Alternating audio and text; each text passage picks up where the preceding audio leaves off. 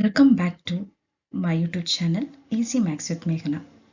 Today let us discuss exercise 2.1 class 9th chapter 2 polynomials.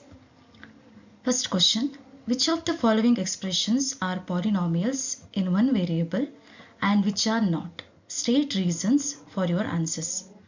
So here the first question is given as 4x square minus 3x plus 7. This is the quadratic equation or the polynomials whether we have to define. So here it is a polynomial. So why it is a polynomial? We have to give the statement here, the reason.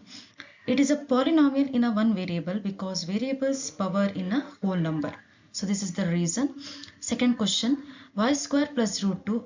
This is also again it is a polynomial of one variable because variables power is a whole number. Third one, 3 root t plus t root 2. This is not a polynomial of a one variable.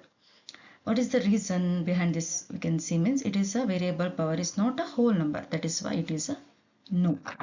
Then y plus 2 root divided by y. It is a polynomial because the variable's power is not a whole number. Then the last one, x raised to 10 plus y cube plus t raised to 50. Yes, it is a polynomial because it is a one variable of the whole number. So this is regarding the first main of exercise 2.1. In the next video, let us discuss with the second problem of exercise 2.1.